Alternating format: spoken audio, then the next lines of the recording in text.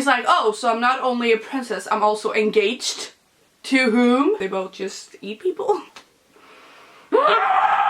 Literally do anything to me. I'm utterly obsessed. And I would say thank you. Like, I would get on my knees. Thank you, master. No, I cannot post this.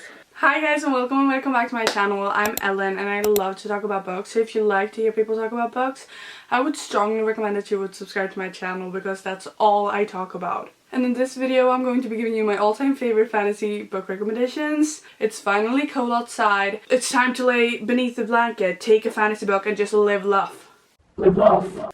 Live life. And honestly, I'm sick and tired of dark romance. I'm sick and tired of sports romance. I want the true enemies to lovers. I don't want the enemies to lovers where they hate each other. No. I want the tension. I want the angst. I want the... Oh, I want something who will crush me. And these are some books that will crush you and then slowly put you back together again. Firstly, we have the Book of Asriel, the God of Monster series. I'm utterly obsessed. This man could do anything he wanted to me. This girl could do anything she wanted to me. I don't really care. Her sister was almost dying, so she made a deal with a guy to save her sister's life. So he turned them both from mortal to immortal. And now she's stuck with him, and he's terrible. I don't like him. He's mean, he's rude, he's annoying. Every time his chapter, his POV comes in this book, gag. So she turns to something like a vampire. It's similar, but it's not really the same. They both just eat people, I guess. Then she meets Samkiel, and he's supposed to be rude, mean, cold because he's a god and he's been locked away for centuries.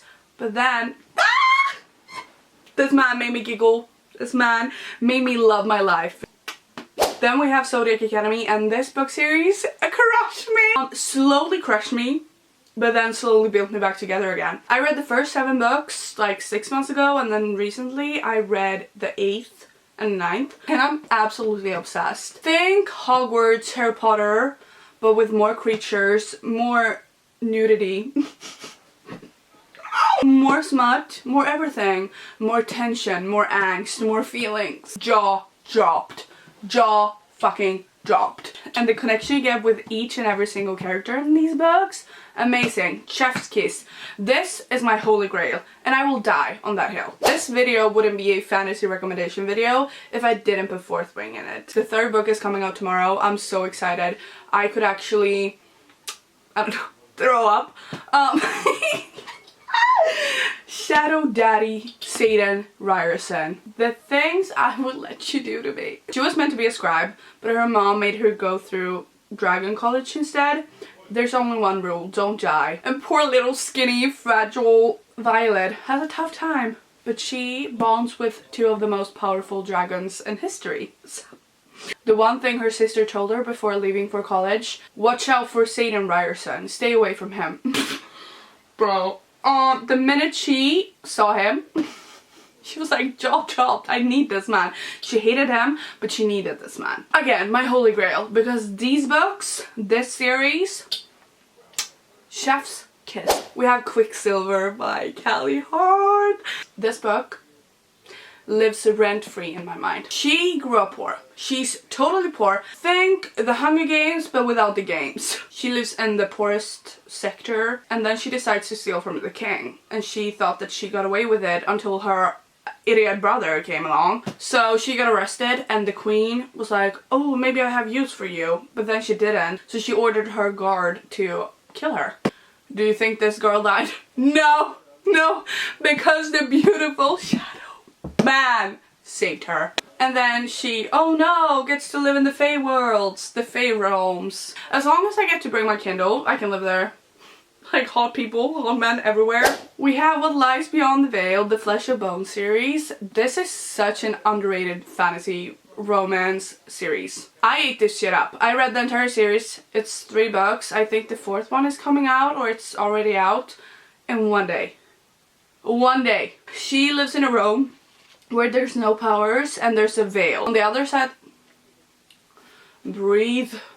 On the other side of the veil, there's face, creatures, dangerous things. I think it's every 10th year that someone gets sacrificed. And this year, she's the one who gets sacrificed. But she doesn't get sacrificed because suddenly she feels powers inside of her.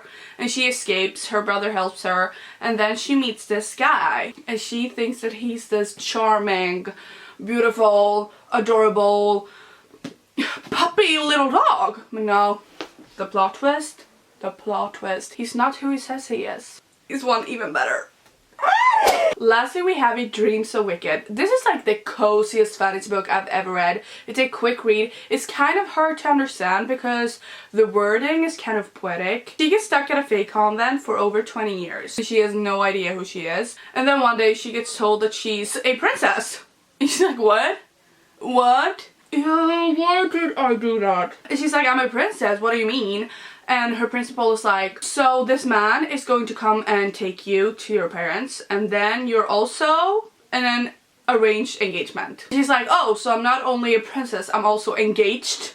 To whom, you may ask? I don't remember. Then she learns that Thorn, the guy who gets her, is evil, and that he has put her family in a slumber who will last for over